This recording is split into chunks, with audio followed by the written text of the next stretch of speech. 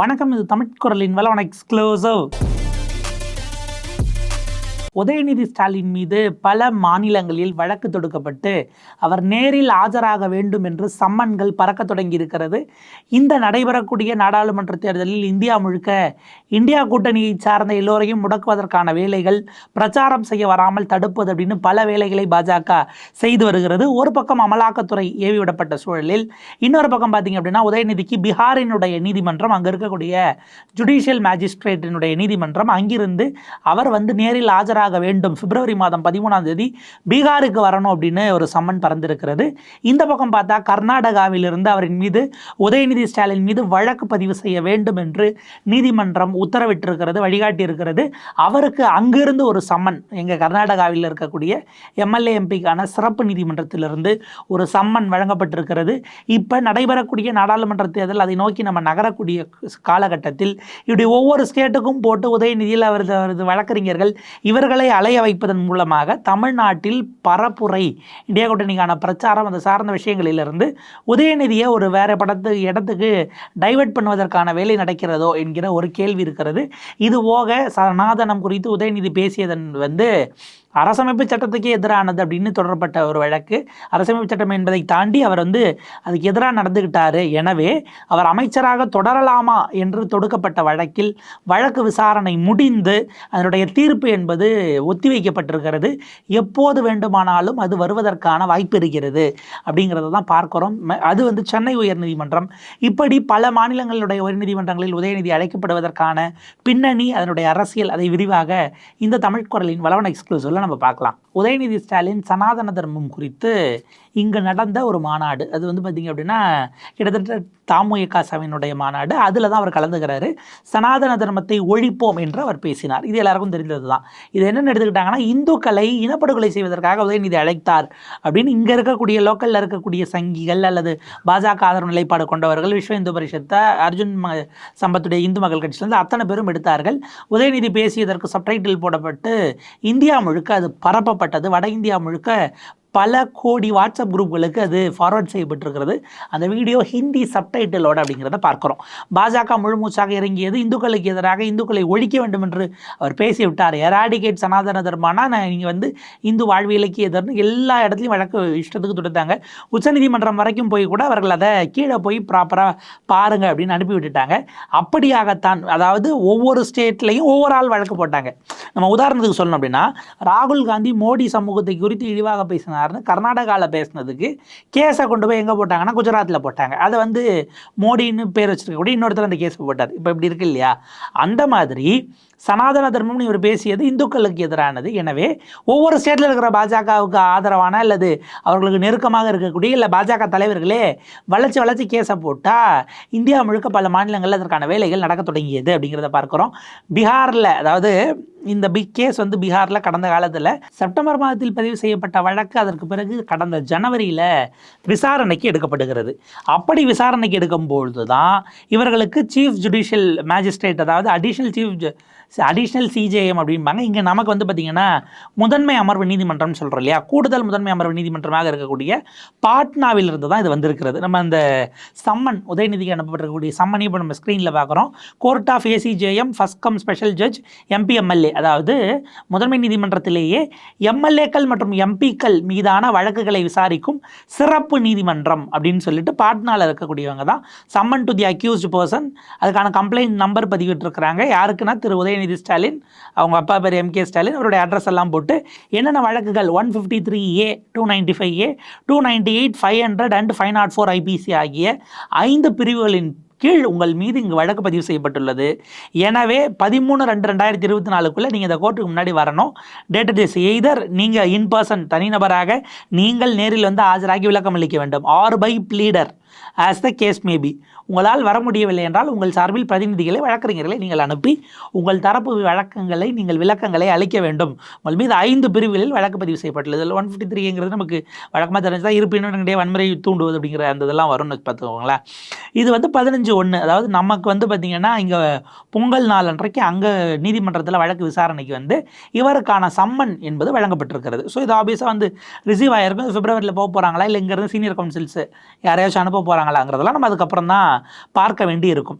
இப்போ இது தொடர்பான விஷயங்கள் வருது அப்படின்னா, இந்த ஒரு 4 மாதங்களாக இந்த கேஸ் அப்படிங்கிறது எந்த மூமெண்ட்டும் இல்லாமல் இருந்து திடீர்னு ஏன் வருது அப்படிங்கிற கேள்வியை பலரும் எழுப்புறாங்க. பல நேரங்களில் அப்படி கேசஸை மூவ் பண்ணுறது அப்படிங்கிறது அந்தந்த மாநில அரசுகள் சார்ந்ததாகவும் இருக்கும் அப்படிங்கிறத நம்ம பார்க்குறோம். பீகாரில் அஃப்கோர்ஸ் இப்போ தான் நிதிஷ்குமார் மாறி இருந்தாலும் கூட கடந்த 2-3 மாதங்களாகவே, அதாவது இந்தியா கூட்டணி அந்த கூட்டமெல்லாம் நடந்து முடிஞ்ச பிறகு, காங்கிரஸ் கண்டுக்காமல் போன பிறகு உள்ளுக்குள்ள ஒரு ஃப்ரிக்ஷன் என்பது இருந்து கொண்டிருந்தது. நிதிஷ்குமார் தன்னை மட்டுமே முன்னிலைப்படுத்தி தேஜஸ்வியை கைட்டு விடக்கூடிய அந்த வேலைகளை அவர் வேறு விதத்தில் பண்ணிக்கிட்டு இருந்தார் அப்படிங்கிற ஒரு பார்வை இருக்குது. அதன்படி அங்கே இருக்கக்கூடிய ஸ்டேட் தரப்பிலிருந்தும் அதுக்கு ஒரு கூடுதலான அந்த மூமெண்ட்டுக்கு எந்த ரெசிஸ்டன்ஸும் கொடுக்கல அப்படிங்கிற ஒரு ஆங்கிளும் இதுக்குள்ளே இருக்குது. நம்ம பார்க்குறோம் ஏனையில் இவங்க வந்து இந்த கேஸ் ரிட்டன் வந்தபோது என்னென்ன அப்படிங்கிறது தொடர்பான விஷயங்களை அங்கே போய், அதாவது எந்த அளவுக்கு இன்றைக்கு கோடி மீடியா இருக்குது அப்படின்னா, இந்த கேஸ் அங்கே கோர்ட்டில் மூவ் ஆச்சுன்னா போய் அங்கே பைட்டை போட்டு எடுத்து அதாவது எல்லாருக்கும் கொண்டு போய் சேர்ப்புது அப்படிங்கிற லெவலுக்கு அவங்க களத்திலிருந்து செய்திகளை விரிவாக சேகரிக்கிறாங்க. அதில் பார்க்குறோம் பாட்னாவில் ஹைகோர்ட் அட்வொகேட் கௌஷ்லேந்திர நாராயண் அப்படிங்கிறவர் தான் இந்தியா முழுக்க அதாவது பல நாடுகளை கடந்து எல்லாரும் சனாதன மக்களாக சனாதனிகளாக இருக்கிறோம். இது வந்து உதயநிதியினுடைய இந்த விஷயங்களை எங்களை ஹர்ட் பண்ணியிருக்கு. செப்டம்பர் 2 செப்டம்பர் 4 வழக்கு பதிவு பண்ணோம். 5 செக்ஷனில் பிரிவு எடுத்துட்டாங்க. அவருக்கு நோட்டீஸ் அனுப்பப்பட்டிருக்கிறது அப்படின்னு அவர் குறிப்பிடுகிறார். நோட்டீஸ் சர்வ் பண்ணப்பட்டு அதுக்கு அடுத்த ஹியரிங்கில் தான் இப்போ வர சொல்லி சம்மனும் கொடுத்துருக்குறாங்க. இது வந்து பார்த்திங்கன்னா ஜனவரி 6 அந்த வழக்கு எடுக்கப்பட்டு 15 நோட்டீஸ் போயிருக்கு அப்படிங்கிறது தான் நம்ம பார்க்குறோம். இப்போ இவங்க அத்தனை பேரும் களத்தில் இறங்கி இருக்கிறார்கள். 5 பிரிவுகளில் இதுக்கான வழக்கு என்பது இனிமேல் நடக்க போகுது அப்படின்னு பார்த்தா இது பாட்னாவோடு நிற்கவில்லை அப்படிங்கிறது தான் ஹைலைட். ஏன்னா அவர் மீது ஒரு ஊரில் இருக்க பிஜேபிக்காரங்க மட்டுமா கேஸ் கொடுத்தாங்க அப்படிங்கிறது இருக்கு இல்லையா. ஸோ இப்போ நம்ம அடுத்த இதை பார்க்க போகிறோம். பாரத் பெஞ்சில் ரிப்போர்ட்டாக இருக்கக்கூடியது remarks on Sanatana Dharma, Bengaluru court orders FIR against Udhayanidhi Stalin. அங்கே வந்து எஃப்ஐஆர் ஆல்ரெடி கோர்ட்டுக்கிட்ட கேட்காமலே அவங்க போட்டுட்டு சம்மன் வந்திருக்கிறது. இங்கே வந்து எஃப்ஐஆர் போடுவதற்கு கோர்ட் எந்த தடையும் இல்லை என்று சொல்லியிருக்கிறது. நல்லா கவனிக்கணும். பெங்களூரு ஸ்பெஷல் கோர்ட் அப்படின்னா இதுக்கு முன்பாக ஸ்பெஷல் கோர்ட்டில் அங்கே தான் வந்து அம்மையார் ஜெயலலிதாவினுடைய சொத்து குவிப்பு வழக்கு அப்படிங்கிறது மூவ் பண்ணப்பட்ட ஒரு இடம் அப்படிங்கிறத நம்ம பார்க்குறோம். Special magistrate court bench judge வந்து பார்த்திங்கன்னா ஜே பிரீத் அப்படிங்கிறவர் அவங்க கொடுத்துருக்கக்கூடிய ஆர்டர் என்பது ப்ரைவேட் கம்ப்ளைண்ட் தான். பெங்களூரை சேர்ந்த ஒரு தனிநபர் பதிவு செய்திருக்கக்கூடிய ஒரு வழக்கு. அதில் வந்து நீங்கள் சனாதன தர்மாவை இன்சல்ட் பண்ணதுக்காக உதயநிதி மற்றும் 3 பேரின் மீது வழக்கு பதிவு செய்யலாம். அந்த 3 பேர்னா அநேகமாக யாராக இருக்கும்னா கண்டிப்பாக ஒரு ஆள் வந்து திரு பி.கே. சேகர் பாபு, இந்து சமய அறநிலையத்துறை அமைச்சர். ஏன்னா அவர் பேரில் இங்கே வந்து மெட்ராஸ் ஹைகோர்ட்லேயும் இருக்குது. அடுத்து ஆர்.ஆஸ் அவர்கள் எம்பியாக இருக்கக்கூடியவர் அப்படிங்கிற மாதிரி அவர் பேரில் போட்டிருக்கலாம். இதை தாண்டி வேறு எதுவும், ஏன்னா வீரமணி அவர்கள் மேலாம் போட்டோம்னா அவர் இத்தனை வருஷமாக அதை தான் பேசிக்கிட்டு இருக்காரு. அதனால் அவர் மேலே இருக்கிறது வாய்ப்பு இல்லை. திமுகவை சேர்ந்த மற்றவர்கள் யாராவது எம்எல்ஏக்கள் உள்ளே இருந்திருந்தாங்கன்னா ஆப்வியஸாக அவங்க ஒரு ஆளாகவும் இருக்கும். இல்லை கூடுதலாக வந்து பார்த்திங்கன்னா திரு சு வெங்கடேசன் அந்த 4வது ஆள் திமுக இல்லை, இதுதான் தாமுயகாசா அவங்களுடைய இது அப்படின்னும் போது ஆப்வியஸாக சிபிஐஎம் கம்யூனிஸ்டுகள் தான்.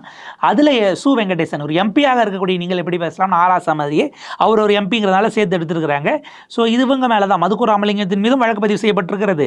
அதே போல் தாமுயகாசாவினுடைய கூடுதல் செயலாளராக இருக்கும் ஆதவன் திச்சன்யா மீதும் வழக்கு பதிவு செய்யப்பட்டிருக்கிறது அப்படிங்கிறது தான் நம்ம பார்க்க வேண்டியிருக்கிறது. ஸோ இதெல்லாம் வந்து ரொம்ப முக்கியமானதாக பார்க்கணும். செக்ஷன் 153 அதாவது 2 பிரிவுகளுக்கிடையே வன்முறையை தூண்டுவது என்கிற விதத்தில் செயல்பட்டது. செக்ஷன் 298 மத உணர்வுகளை புண்படுத்துவது. இந்த புண்படுத்திட்டான் நம்ம டெம்ப்ளேட்டில் பார்ப்போம் இல்லையா. பட் அதை தாண்டி ஹர்ட்டிங் ரிலீஜியஸ் சென்டிமெண்ட்ஸ் அப்படின்னு ஆன் ஸ்ட்ராங்கர் நோட்டில் பேசியிருக்கிறாங்க. செக்ஷன் 500 டிஃபமேஷன், அதாவது அவதூறு அப்படிங்கிற விஷயம் வந்திருக்கிறது. இதில் ஒரு சின்ன இடைச்செருகள். சமீபத்தில் நம்முடைய லா கமிஷன் மோடி கவர்மெண்ட் வந்து டிஃபமேஷனை கிரிமினல் இதாக வைக்கலாம் என்று சொன்னதற்கு ஒப்புதல் அளித்து அதை என்டார்ஸ் பண்ணியிருக்கிறாங்க. ஸோ இனிமேல் வந்து அவதூறு வழக்குகளை அவதூறை கிரிமினலாக கன்சிடர் பண்ணி தான் ராகுல் காந்திக்கு 2 வருஷம் பதவி போச்சு. ஒருவேளை அது சிவில் டிஃபமேஷன் என்கிற இடத்தில் இருந்தால் ராகுலுக்கு 2 ஆண்டு தண்டனை பெற்றிருந்தாலும் பதவி போயிருக்காது அப்படிங்கிற ஒரு ஸ்கூல் ஆஃப் தாட் இருக்குது. ஸோ அப்போ அந்த மாதிரி இவர் மீது இப்போ ராகுலுக்கு வந்த அதே கதையில் அவர் மோடி சமூகத்தை குறித்து இழிவாக பேசினார் போட்டு 2 வருஷம் பதவியை பிடிங்கி அவருடைய எம்பி பதவி போச்சு. அதுக்கப்புறம் 6 வருஷம் தேர்தலில் போட்டிட முடியாது, உடனே ஜெயிலுக்கு போகணும்னு வந்துச்சு இல்லையா. இதில் மூவ் பண்ணி போனால் அந்த லெவல் வரைக்கும் போவதற்கான வாய்ப்பு இருக்கிறது. ஏன்னா ஆஸ் ஆன் டேட் வந்து அது கிரிமினல் இதாக தான் இருக்குது அப்படிங்கிறத நம்ம பார்க்கணும். வெறும் இந்த செக்ஷன் 500 மட்டுமே போதும் அப்படிங்கிறத பார்க்குறோம். ஸோ இப்படிப்பட்ட பிரிவுகளின் கீழே பெங்களூரில் வழக்கு பதிவு செய்யப்பட்டது. பீகாரில் 5, இங்கே 3 அப்படிங்கிறத பார்க்குறோம். அவர் பிரீத் அப்படிங்கிறவர் இது வந்து விசாரிப்பதற்கான எல்லா முகாந்தாரமும் இருக்கிறது. எனவே உதயநிதி ஸ்டாலின் சொன்னது அப்படிங்கிறத just like dengue, mosquitoes, malaria or coronavirus need to be eradicated, we have to eradicate சனாதன தர்மா என்று அவர் பேசியிருக்கிறார். எனவே அதை வந்து கன்னடா நியூஸ் பேப்பர் அதாவது நல்லா கவனிங்க, ஒரு பேட்டர்ன் இருக்கும்ல, அந்த பேட்டர்ன் வருது. ராகுல் காந்தி கர்நாடகாவில் பேசினாரா, பீகார் இது குஜராத்தில் கேஸ் போட்டவர் என்ன சொன்னார்னா, ராகுல் காந்தி வந்து கர்நாடகாவில் பேசினார், அதை ஒரு கர்நாடகா நியூஸ் பேப்பர் அடுத்த நாள் அதை வந்து பேப்பரில் போட்டாங்க, அந்த பேப்பரை எனக்கு ஃபோட்டோ எடுத்து ஒருத்தர் பகிர்ந்தார், எனக்கு அதை படித்து பார்த்ததும் ஷாக் ஆயிடுச்சு, நானும் ஒரு மோடி தான், என் சமூகத்தை அவர் இழிவுபடுத்திட்டாருன்னு போய் வழக்கு பதிவு பண்ணாங்க. இப்போ இது எப்படி இவருக்கு இங்கே அதாவது பெங்களூரில் எப்படி வழக்கு போகிறீங்கன்னு கேட்டால், அவர் தமிழ்நாட்டில் பேசினார், அதை வந்து அங்கே இருக்கக்கூடியவங்க அந்த ஊர் பேப்பரில் போட்டாங்க, அதை பார்த்துட்டு பக்கத்து ஸ்டேட்டுங்கிறதுனால கர்நாடகா பேப்பரில் அது நியூஸாக ரிப்போர்ட் ஆச்சு. விஜய தரங்கா அப்படின்னு ஒரு கர்நாடகா நியூஸ் பேப்பரில் அந்த நியூஸை போட்டிருந்தாங்க, அதை பார்த்துட்டு என் மனசு புண்பட்டு நான் இந்த கம்ப்ளைண்ட்டை போட்டிருக்கேன் அப்படின்னு அந்த ரூட் காஸ் சொல்லணும் இல்லையா அப்படின்னு அவங்க சொல்கிறாங்க. இவர் வந்து திரும்ப கிளாரிஃபை பண்ணிட்டார், இந்து விஷயத்துக்கு எதிரானது இல்லை, அது வந்து கேஸ்ட் பேஸுக்கு தான், அதாவது சாதி சார்ந்த விஷயங்களை ஒழிக்கணும்னு தான் நான் கொண்டு வந்தேன்னு அவர் சொன்ன பிறகும் கூட இப்போது வழக்கு என்பது சூடு பிடிக்க தொடங்கி இருக்கிறது அப்படிங்கிறத தான் பார்க்குறோம். இப்போ 2 மாநிலங்களிலும், அதாவது இங்கே வந்து பார்த்திங்கன்னா பெங்களூரு உங்களுக்கு மார்ச் மாதம் 4ஆம் தேதி வரணும் அப்படின்னு கூப்பிட்டுருக்குறாங்க, அங்கே வந்து February 13னா நீங்கள் 2 வாரத்துக்கு ஒரு கப்பு. இது போக அடுத்து பிஜேபி எந்தெந்த ஸ்டேட்லலாம் இருக்கோ ஏற்கனவே வழக்கு பதிவு பண்ணலன்னா இப்போ நம்ம ஜிகிட்ட நல்ல பேர் வாங்கிடணும் அப்படின்ட்டு நாளைக்கு பாருங்கள் உத்தரப்பிரதேசத்தில் ஆரம்பித்து அத்தனை ஸ்டேட்லேயும் உத்தரகாண்டில் இருந்து குறுக்க நெடுக்கன்னுட்டு எல்லா ஸ்டேட்லையும் போடுவாங்க. அசாமெல்லாம் ஹிமந்த பிஸ்வா சர்மாலாம் ரொம்ப பயங்கரமான மனுஷன், அவரெல்லாம் பார்த்திங்கன்னா இங்கேருந்து ஒபாமாவே நாங்கள் போய் அரெஸ்ட் பண்ணிட்டு வந்துடுவோம், எங்கள் ஜியை எதிர்த்து நீங்கள் எப்படி பேசுவீங்கிற ரேஞ்சுக்கு ட்வீட்டை போட்டார். நாட்டில் ஒரு ட்வீட்டை போட்டுட்டு மனுஸ்மிருதியிலேருந்து ஒரு இதை கோட் பண்ணி டெலிட் பண்ணிட்டுலாம் அப்புறம் போயிட்டார். அவ்வளோ தைரியமான ஒரு மனிதர், அதுக்கு அவர் மன்னிப்பு கேட்கல, தவறுதலாக வந்துருச்சு அப்படின்ற மாதிரி சொல்லிட்டு அதை டெலிட் பண்ணிட்டு போயிட்டார் அப்படிங்கிறத பார்க்குறோம். ஸோ இவங்க எல்லாம் இப்போ போட்டி போட்டுக்கிட்டு, ஏன்னா ஒரு கவர்னர் நியூஸில் வந்தால் எல்லா ஸ்டேட் கவர்னரும் போட்டி போடுறாங்கல்ல, அந்த மாதிரி இப்போ எல்லாம் நல்ல பேர் வாங்குறதுக்காக போட்டாங்க. அப்படின்னா உதயநிதியினுடைய தேர்தல் பிரச்சாரம், குறிப்பாக இப்போ நாடாளுமன்ற தேர்தல் அதுக்கான தேதி அறிவிக்கிறது மட்டும்தான் பெண்டிங் இருக்கணும் போது இதெல்லாம் முடக்குவதற்கான ஒரு சூழலாக மாறுமா அப்படிங்கிற ஒரு கேள்வி இருக்குது. அது ஒரு சின்ன ஹிண்ட்ரன்ஸாக இருக்க வாய்ப்பு இருக்கிறது.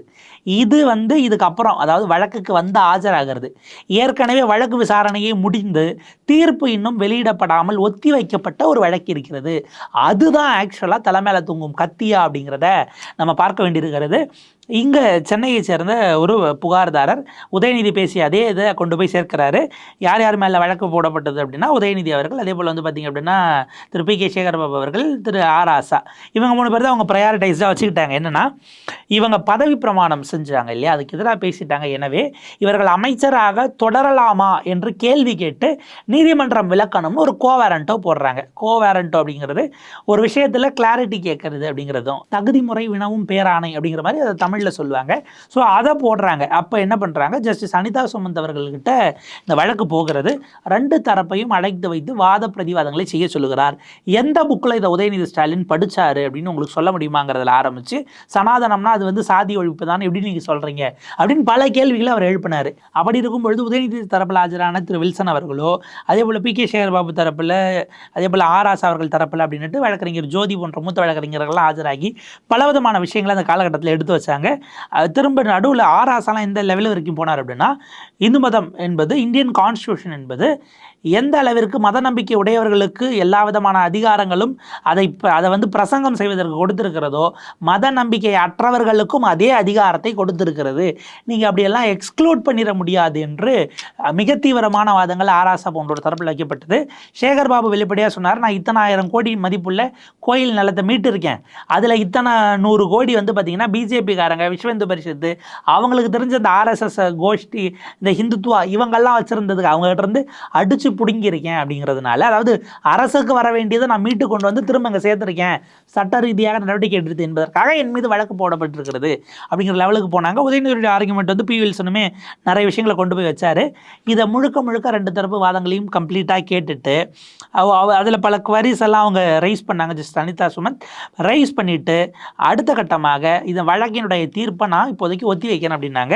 அதற்கு பிறகு வந்து பார்த்திங்க அப்படின்னா உங்களுக்கு வெக்கேஷன் வந்துருச்சு, new year vacation, new year and கிறிஸ்மஸ்க்கான அந்த வெக்கேஷன், அதை முடிச்சு எப்போது வேண்டுமானாலும் தீர்ப்பு வரலாம் என்கிற நிலையில் இன்றைக்கு இருக்கிறது. அதாவது ஜட்மெண்ட்டை முடிச்சிட்டாங்க அப்படின்னா அது எப்போ வேணாலும் கொடுக்கப்படுவதற்கான வாய்ப்பு இருக்கிறதுங்கிறத பார்க்குறோம். எப்படி வரும் அப்படிங்கிறத நம்மளால் ப்ரெடிக்ட் பண்ண முடியாது. பலரும் என்ன சொல்கிறாங்க அப்படின்னா, லீகல் எக்ஸ்பர்ட்ஸு இது வந்து ஆக்சுவலாக விசாரணைக்கே எடுத்திருக்க வேண்டிய ஒரு வழக்கு கிடையாது. ஆனால் அதை இவ்வளவு சிவியராக எடுத்து பார்க்குறாங்க அப்படின்னா வேற ஏதோ ஒரு லீகல் கான்சிக்வன்சஸ்க்கு அது போவதற்கான வாய்ப்பு இருக்கிறது அப்படின்னு குறிப்பிட்றாங்க. இந்த ஜஸ்டிஸ் அனிதா சுமந்த் இந்த வழக்கு இருக்கும்போதே வேற ஒரு வழக்கு வரும் பொழுது இன்னொரு நீதிபதி, சென்னை உயர் நீதிமன்றத்தினுடைய நீதிபதி ஜஸ்டிஸ் ஜெயச்சந்திரன் அவர்கள் நினைக்கிறேன், இல்லைனா இன்னொரு ஜட்ஜாக இருக்கும், அவங்க குறிப்பிட்டாங்க சனாதன தர்மம் குறித்து இப்படி பேசியவர்களின் மீது ஏன் நீங்கள் நடவடிக்கை எடுக்கலை அப்படின்னுட்டு போலீஸை நோக்கி கேட்டார்கள். அதாவது இந்த இடத்துல நம்ம இன்னொரு விஷயம் பார்க்கணும். ஹேட் ஸ்பீச் அப்படிங்கிறதுக்கு பலவிதமான டெஃபினிஷன்ஸ் இருக்குது. கடந்த காலத்தில் உச்சநீதிமன்றம் ஒரு கைட்லைன் கொடுத்தது என்ன அப்படின்னா, அப்போ வந்து ஜஸ்டிஸ் KM ஜோசப் மற்றும் ஜஸ்டிஸ் BV நாகரத்னா அமர்வு போலீஸ் வந்து ஒரு இடத்துல வெறுப்பு பேச்சு பேசப்படுகிறது என்று சொன்னால் அந்த நேரத்தில் யாராவது வந்து கம்ப்ளைண்ட் கொடுத்தாதான் நான் நடவடிக்கை எடுப்பேன் என்று சொல்லாமல் நீங்களாகவே தாமாக முன் வந்து வழக்கு பதிவு செய்து விசாரணை நடத்த வேண்டும். வெறுப்பு பேச்சு என்கிற ரீதியில் சமூகத்தை துண்டாடுவதை நாம் அனுமதிக்க முடியாது அப்படின்னு இந்தியா முழுக்க இருக்கக்கூடிய எல்லா ஸ்டேட்ஸ்க்கும் யூனியன் டெரிட்டரிஸ்க்கும் ஒரு ஆம்னிபஸ் ஆர்டரை அன்றைக்கு இருந்த உச்சநீதிமன்றம் நீதிபதிகள் ஜஸ்டிஸ் ஜோசப் மற்றும் நாகரத்னா அமர்வு அழுத்தமாக சொல்லி அனுப்பினார்கள். ஸோ அப்படி ஒரு ஆல்ரெடி கொடுக்கப்பட்ட ஒரு தீர்ப்பு இருக்கும்போது நீங்கள் ஆப்வியஸாக போலீஸ் நீங்களாகவே இதுதான் பேசினாங்க என்று கேட்டு அந்த அடுத்த நாளே நீங்கள் போட்டிருக்கணும். இல்லை, நீங்கள் போடாததுனால போலீஸ் தன்னுடைய கடமையிலிருந்து தவறி இன்றைக்கு சனாதன தர்மம் தொடர்பான இந்த விவகாரம் இவ்வளோ பெரிதாக மாறி இருக்கிறது அப்படிங்கிற மாதிரியான ஒரு கண்டம்னேஷன், ஒரு கண்டனத்தை போலீஸுக்கு கொடுத்தார்கள் அப்படிங்கிறத பார்க்குறோம். அப்போ இதன் அடிப்படையில் பார்க்கும் பொழுது இவர்கள் 3 பேரினுடைய பதவி, அது தொடர்பான விஷயங்கள் எங்கே வந்து லேக் ஆகுது அல்லது ஒரு இடத்துல அதனுடைய முடிவு எப்படி வரும் அப்படின்னு தெரியாத இடத்திற்கு இவர்கள் இப்பொழுதைக்கு வந்திருக்கிறார்கள் அப்படிங்கிறத நம்ம பார்க்க வேண்டியிருக்கிறது. இப்போ இதனுடைய வழக்கு தீர்ப்புகள் எப்படி போகும் அப்படிங்கிறத நமக்கு கிட்டத்தட்ட இப்போ எலெக்ஷன் டேட் வரகிறதுக்குள்ளே எப்படியும் துரிதப்படுத்தி விடுவார்களோ அப்படிங்கிறத நம்ம பார்க்க வேண்டியிருக்கு. ஏன்னா அந்த ஆப்போசிட் தரப்பில் இருக்கக்கூடியவர்கள், அதான் நம்ம முதலே குறிப்பிட்டதை போல் பிஜேபி ஆதரவாளராக காட்டிக்கொள்ளலாம், அல்ல இல்லாமல் தனிநபர் பெட்டிஷனாக அதை போட்டு பல விதமாக வரும். இப்படியான வழக்குகள் இன்னொருத்தர் வேற ஒரு வழக்கு போட்டு அதை தள்ளுபடியே பண்ணிட்டாங்க வேற ஒரு பெஞ்ச் அப்படிங்கிறத பார்க்குறோம்.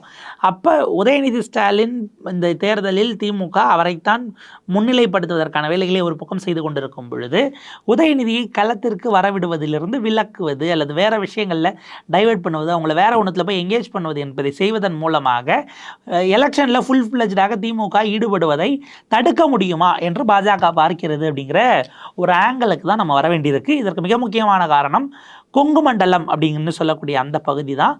அங்கே வந்து ஒரு பெரிய லெவலுக்கு ஒரு பலமுனை போட்டினே நம்ம சொல்லலாம். ஏற்கனவே எடப்பாடி பழனிசாமி அதிமுக அவங்க தரப்பில் ஒரு காலத்தில் ஹோல்டு இருந்தது, இன்னமும் ஓரளவுக்கு இருக்குது அப்படிங்கிறத பார்க்குறோம். இந்த பக்கம் பார்த்தா அண்ணாமலையும் அதே மண்டலத்தை சேர்ந்தவர். அவருக்கான அந்த விஷயம், அந்த ஸ்ட்ரென்த்தை என்ன பண்ணுறதுன்னு பார்த்துட்டு இருக்கிற ஒரு விஷயம் இருக்குது. ஏற்கனவே அங்கே வந்து அதை திமுகவுக்காக அதை மாற்றி தந்த அப்படிங்கிற இடத்துக்கு கொண்டு வந்தவர் செந்தில் பாலாஜி. அதாவது இப்போ பிஜேபி ஒவ்வொரு ஆளாக கொங்கு மண்டலம் பேஸ்டாக ஆட்களை கிளியர் பண்ணிட்டு வராங்களோங்கிற கேள்வி தான் வருது. ஏன்னா செந்தில் பாலாஜி இன்னமும் சிறையில் இருக்கிறார், ஆனால் இலாக்கா இல்லாத அமைச்சராக இருக்கிறார், அது தனி டிபேட்டு. இப்போ அவரை எடுத்துகிட்டு அது எடப்பாடி விசஸ் அண்ணாமலை மட்டும்தான் மாறும் அப்படின்னு யோசிக்கும் போது அந்த நேரத்தில் உதயநிதியை கொங்கு மண்டலத்துக்கு இன்சார்ஜாக திமுக அலாட் பண்ணியிருக்கிறது என்பது கூடுதலாக அந்த ஃபைட்டை இன்னமும் நெக் டு நெக்காக மாற்றுவதற்கான ஸ்பேஸாக மாறி இருக்கிறது அப்படிங்கிற ஒரு பார்வை இருக்குது. ஏன்னா இப்போ எடப்பாடி அவர் தரப்பிலிருந்து கொங்கு மண்டலத்தில் பல முன்னாள் அமைச்சர்களை களத்தில் இறக்குவதற்கான வேலைகளை செய்து கொண்டிருக்கிறார். எப்படியாச்சும் கொங்கு மண்டலத்திலேயாச்சுமான நம்ம MP சீட்ஸ்னு அவர் வந்து நம்ம மினிமல் ஒரு இந்த 10 அப்படிங்கிற லெவலுக்காச்சும் 10லேருந்து 15 வரைக்கும் பிளான் பண்ணிட்டு கொங்குல முடிஞ்ச வரைக்கும் கம்ப்ளீட்டாக ஸ்வீப் பண்ணுறதுக்கு ஏற்கனவே வேலைகளை ஆரம்பிக்க சொல்லிட்டார் அப்படிங்கிறத பார்க்குறோம். கடந்த முறை சட்டமன்ற தேர்தலில் கூட்டணி கட்சிக்கு கொடுத்ததன் காரணமாக சீட்டை செம்மலை போன்ற மூத்த அமைச்சர்களுக்கெல்லாம் கொடுக்கல. அவர் எம்ஜிஆர் காலத்திலேருந்து கட்சியில் இருக்கிறவர், அவரெல்லாம் இந்த முறை ஃபீல்டில் உள்ளே இருக்கிறதுக்கான வாய்ப்புகள் இருக்குது அப்படிங்கிறாங்க. தம்பிதுரை போன்றவர்களில் தொடங்கி விஜயபாஸ்கரை கூட இன்னொரு முறை MR விஜயபாஸ்கரும் கூட உள்ளே இறங்கலாம் அப்படிங்கிற மாதிரியான செய்திகளும் இருக்குது. ஸோ இப்படி கொங்கு மண்டலத்தை ADMK ஒரு பக்கம் ஃபோக்கஸ் பண்ணிட்டு இருக்கும்போது பிஜேபி அதை உடைக்கிறதுக்கு ஆன வேலைகளை பார்த்துக்கிட்டு இருந்தா, ஏன்னா தங்கமணி வேலுமணி போன்றவர்கள்கிட்ட அல்லது மற்ற, அதாவது எடப்பாடியை கன்வின்ஸ் பண்ணக்கூடிய லெவலுக்கு இருக்கக்கூடிய அனைவரிடமும் இன்னமும் அண்டர் கிரவுண்ட் பேச்சுவார்த்தை போயிட்டு இருக்கு அப்படிங்கிற மாதிரியான செய்திகள் இருக்குது. திரு GK வாசன் அவர்களும் இவரை சந்தித்து அதைத்தான் சொல்லியிருக்கிறார் இதற்கு முன்பாக அப்படிங்கிற மாதிரியான ஒரு தகவலும் இருக்கு. ஏன்னா அவர் சந்தித்து பேசினார், கூட்டணி தொடர்பாக பேசினார் அப்படின்னு முதல்ல செய்திகள் வந்தாலும் கூட பிஜேபி கன்வின்ஸ் பண்ணுவதற்காக வாசன் அவர்களை அவர்கிட்ட கேட்டுக்குச்சு அப்படிங்கிற நியூஸ் தான் அதற்கு பிறகு ரிலீஸ் ஆச்சு. அவரும் ரொம்ப மழுப்பலாக தான் பேசினார். எனவே ஒன்று கொங்கு மண்டலத்தில் ஒருங்கிணைந்து அதிமுக பாஜக இணைந்து வாங்கணும், அதுக்கான கன்வின்ஸ் போயிட்டு இருக்குன்னும் போது செந்தில் பாலாஜி இல்லாதனாவே நம்ம இதை ஃபுல்லாக கவர் பண்ணிடலான்னு பிஜேபி பிளான் பண்ணால் இப்போ உதயநிதியை இறக்கி இருக்கிறார்கள் அப்படிங்கிறது தான் அவங்க தரப்பில் பார்க்குறாங்க. ஆனால் உதயநிதியை அஃப்கோர்ஸ் கொங்கு மண்டலத்துக்கு பொறுப்பாளராக போட்டாலும் தமிழ்நாடு முழுக்க எலெக்ஷன் கேம்பெயினுக்கு முதலமைச்சர் ஸ்டாலினை விட அவர் தான் கூட போக போகிறாருங்கிறது ஒரு இதாக இருந்தாலும் ஒரு விதமான அந்த ஒரு எட்ஜை கூட ஏன் டிஎம்கேக்கு கொடுக்கணும் என்பது பாஜகவினுடைய நோக்கமாக இருக்கிறது. இதன் அடிப்படையில் இப்போ எலெக்ஷன்ஸ்க்கு இவங்க வந்துடக்கூடாது என்பதற்காகத்தான் இந்தியா முழுக்க இருக்கக்கூடிய இந்தியா கூட்டணி கட்சியினுடைய தலைவர்களுக்கு வளர்ச்சி சம்மன்கிறத பார்க்குறோம். ஹேமந்த் சோரன் கைது, தேஜஸ்வி யாதவுக்கு 8 மணி நேர அமலாக்கத்துறை விசாரணை, லாலு யாதவுக்கு 9 மணி நேர அமலாக்கத்துறை விசாரணை, அபிஷேக் பானர்ஜிக்கு அடுத்து சம்மன் வரப்போகுது அப்படிங்கிறாங்க.